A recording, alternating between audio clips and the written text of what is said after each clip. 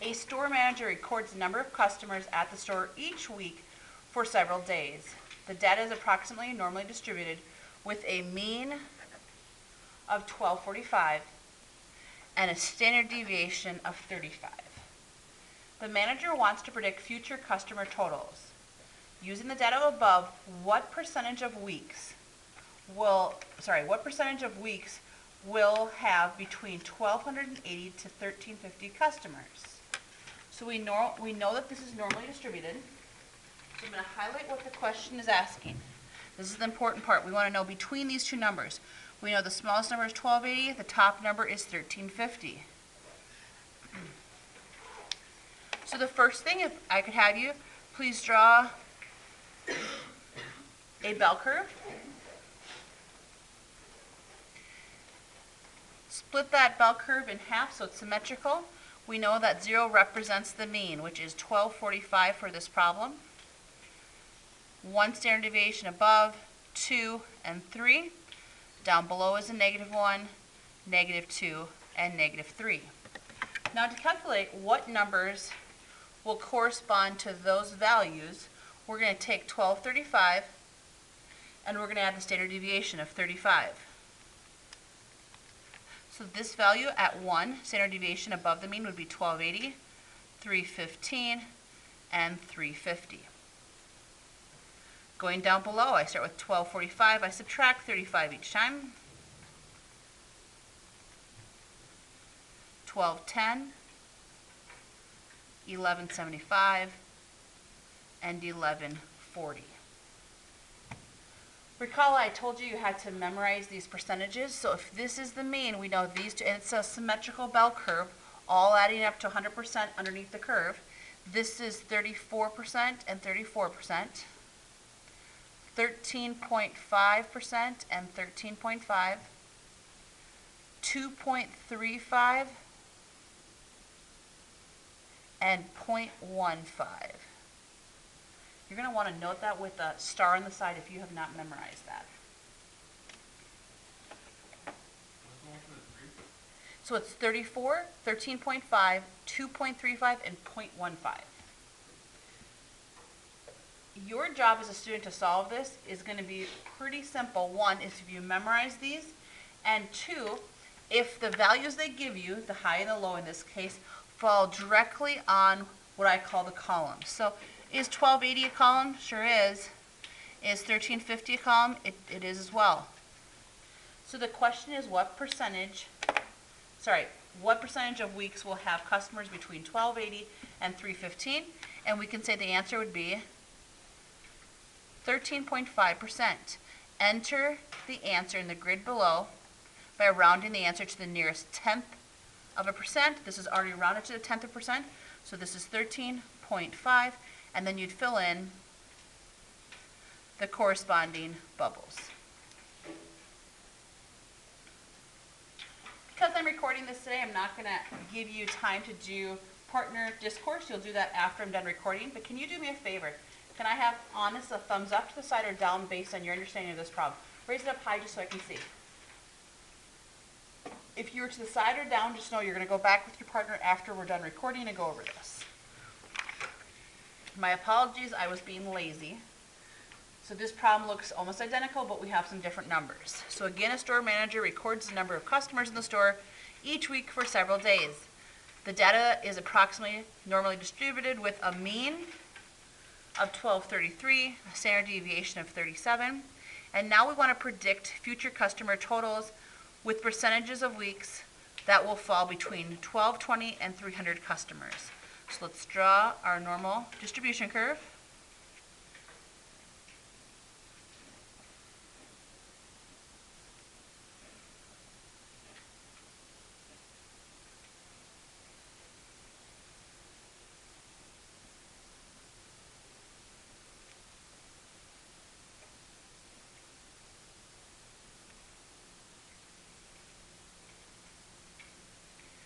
We have a mean of 1233. And so I'm going to take that 1233 and I'm going to add 37 to it as I'm going up.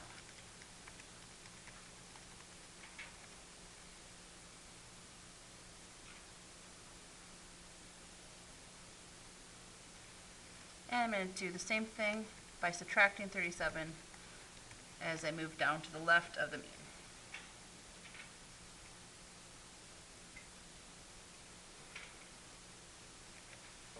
Give you a chance to get caught up.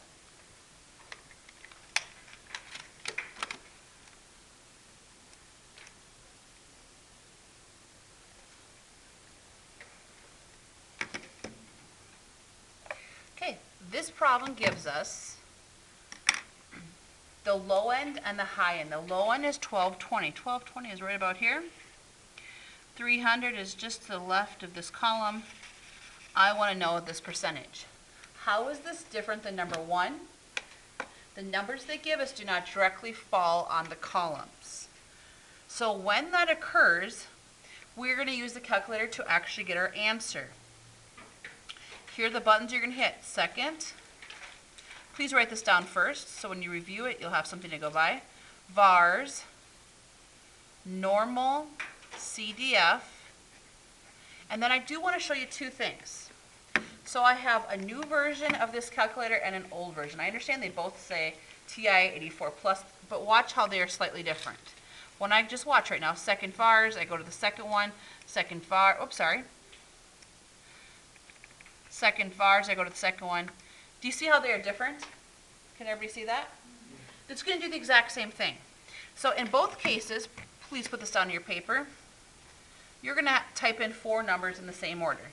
One is the lower end, the higher, then it's going to be the mean or the average, and the standard deviation. If you prefer to work with a calculator like this, this pops up, and in this problem I will type in 1220. Just keep watching because I do want to go over this with you first. Then it is a comma, 1300, comma, the mean, and the standard deviation with a parenthesis. You hit enter, and this says to round this to the nearest tenth of a percent. So I'm going to go 2 places to the right, and this is 60.2%. What does that mean? That means that about 60% of the weeks, the store manager can expect between 1220 and 300 customers in their store. Now, what if your calculator looks like this? It's going to be the same thing. I type in 1220, 300. I've already done this from previous hour. 1233 and 37, and I press enter twice. Now, if you're like me and you're like, I'm used to doing it with just one type of a calculator, understand that you're going to be taking the AZM merit in this classroom. I will be here. I can answer no question related to your test. So if you have a question, you're like, how do I do this problem, miss? Can't answer it. Is this what it's asking? Can't answer it. Is this how I use the calculator? I cannot answer that. But what I will allow you to do is if you happen to pick up a calculator and you can see that it's in a different format, or what I hope to do is before I pass out calculators, I'll make sure that they're all in like the old school format so that you don't get one similar to this and you're like, how do I work this, okay? Does that make sense to you?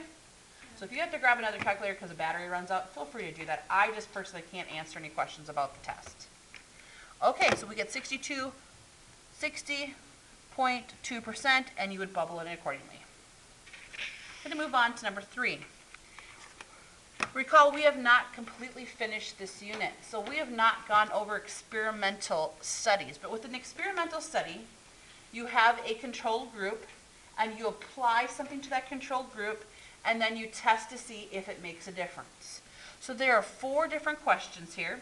Each question you can get an answer, but I'm looking to see which one of these questions appears to be an example of an experimental study. Again, you apply something to a control group, and then you test to see what happens to that group. So how many teachers at a high school have completed a marathon? Are we applying anything to a group? No, we're just answering a question. Let's jump down to C. What is the average salary for teachers? We're not applying anything, we're just asking a question. What is the most popular major selected by freshmen at ASU? Again, just asking a question.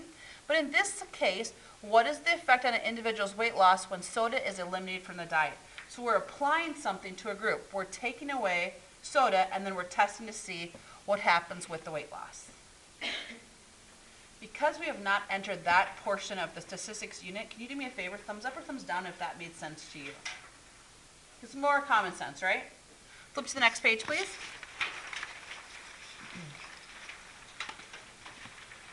I am going to ask that you turn to your partner, and before you even read number 4, I want you to tell your partner, what do you know about the concept of standard deviation?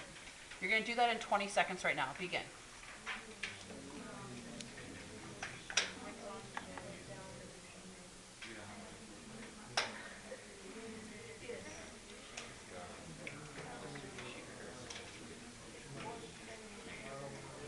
Standard deviation describes, please listen. Standard deviation describes the placement of data points to the mean. So let's pretend that your class averages an 80% on the next unit test. And I tell you that the standard deviation is 2 percentage points. That means almost everybody in this class was right around 80%, maybe 82 or 83, maybe 75, 76. Does that make sense? So in my mind, I'm like, hey, everybody's understanding at about the same level. What if I tell you that your class average is 80% and the standard deviation is somewhere around 10 percentage points? That means that the distance between our learning is quite a bit of difference, right?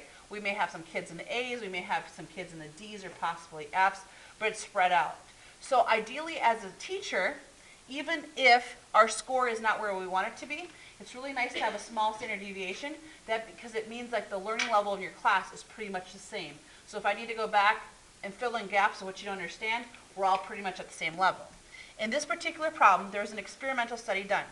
Just curious, has anybody here, I'm not going to ask you what type of surgery, has anybody here ever had surgery? And so after you have surgery, you generally have to have a follow-up with your doctor to see how you're doing, right? What your recovery process is. So in this particular problem, an experimental study of a new medication that's used to compare recovery times of it has 2 treatment groups. And so we randomly select patients. So group 1 has 78 patients, group 2 has 75. Very similar. And we can see that the average number of days to recover is 27, and with group 2 it's 24. Again, very similar. But here's the big difference. Here is the big difference. This standard deviation of 1.3 is saying, hey, we're almost guaranteed that if we go through and use this medicine after a particular surgery, that our recovery time is going to be right around 27, 28, 26, 25, 29, but there's not going to be much difference other than 27 days to recover. We're nearly at 6. That means we're going to have some recovery days that may be in the 30s, some may be in the 20s, but this doesn't seem to be like it's really helping to narrow down the number of recovery days after surgery. So when you read these, the first one says, because all, my fault, let me go back. Which statement below best supports the conclusion that group 1 treatment is preferred for a population? Just so you know, it's preferred because of the standard deviation, because it's a small standard deviation. So let's find out which one's talking about standard deviation, because all of the statistics favor group 2. Not true. Because the sample size for group 1 is greater than the sample size for group 2. It's only by 3 patients. Because the standard deviation for group 1 is much less than the standard deviation for group 2. More patients in group 1 had a shorter recovery time than group 2. The next one says, because the standard deviation of group 1 is much less than the standard deviation of group 2, the treatment for group 1 does a better job of limiting long-term recovery. So I know it's one of these. Now with your partner, you are going to decide which one do you think it is, and then I will go over the answer. This was taken from AZM Merit practice question. It's hard to decide. I agree, it's hard to decide. You know you've narrowed it down to 2. The correct answer is D. And that's because this tells us that we have limited long-term recovery. Because the standard deviation is so low, we can almost guarantee you're going to be right around that 27, 28, 25, 29. But we're not going to look at patients within this group that have like 35-day recovery periods. Do you see how this means you're going to be much more variable? You could be much higher. You may be lower, but you could be much higher. So the correct answer is D. Okay, I agree that number 5 is also one that's hard to decide. We can narrow it down to 2. Can I have one person per group? Please read it out loud. At the beginning of the second term, SUGA wants to create a committee of 25 students who are not currently in student government to help advise the class on future decisions related to advisory period next year. The committee should represent the views of the entire student body. SUGA created a commercial that was played on BTV and asked for volunteers for the committee. The first 25 students to volunteer were selected to be part of the committee. Is that a good method for selecting students who are on the committee? This is an example of convenience sampling. If you remember back to sampling methods from like 3 weeks ago. Convenience sampling is when you only take volunteers. Is that a good way to get an accurate description of the entire population? No. So we know it's not a good method. So we can right away, we can eliminate anything that says yes. So we've done good test practice, we've read the problem, we've eliminated, we know it's a no answer. So here's the next question is, do we think it's no because the views are not necessarily going to represent the entire population? Or do we think it's no because the views will only represent the popular views? This is where it gets kind of complicated and you have to think about this. When I think popular views, then you have to assume that the 25 students who volunteered are going to represent the most popular views of the student body. Do we know that? That's not guaranteed, right? So we can't assume that it's C. We're not guaranteed that it will represent the general population, the views of the general population, or the entire population, excuse me.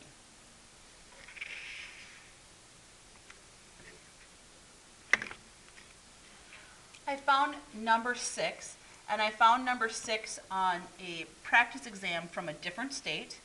And although it seems confusing, I would just want to let you know it's much easier than you really think. Do you remember when we talked about things being between 2 standard deviations from 0? We talked about the 95 percentile? Yeah. Okay, so when you look at this equation, we're basically going to extract 2 numbers, we're going to do the math, and we're going to answer it. So it's going to be as simple as that. Some students may go, but what is this random number? Do I need to know what that is? Just know that's related to the fact that there's a 95% confidence interval, okay? So you don't have to memorize this. If you had a problem like this, it would be given to you. In this particular problem, Ms. Bradley randomly observes 5 students from each of her 4 classes to determine the average amount of time it took students to complete a specific checkpoint quiz. So how many students did I observe in all? Nope, not 5. 20, because it was 5 from each of her 4 classes. So 5, 5, 5, and 5 gives you, so we have 20 students total. It tells us that N represents the total number of randomly observed students, so N equals 20. She determines the average amount of time spent completing the checkpoint quiz was 8.5 minutes and finds there's a standard deviation S of 0.75 minutes. Notice there's an S in this problem, so I'm going to write S equals 0.75. At a 95% confidence interval, what is the margin of error?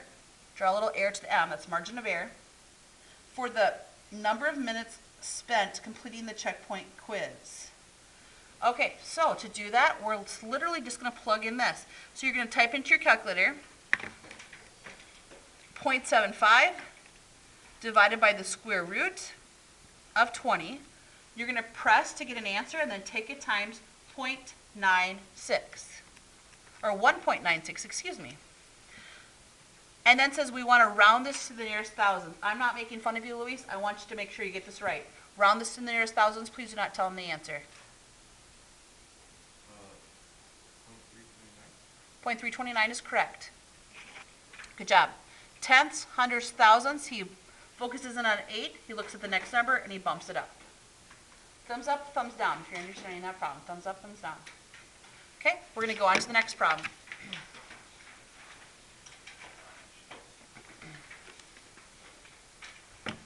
One person, please, reads this out loud.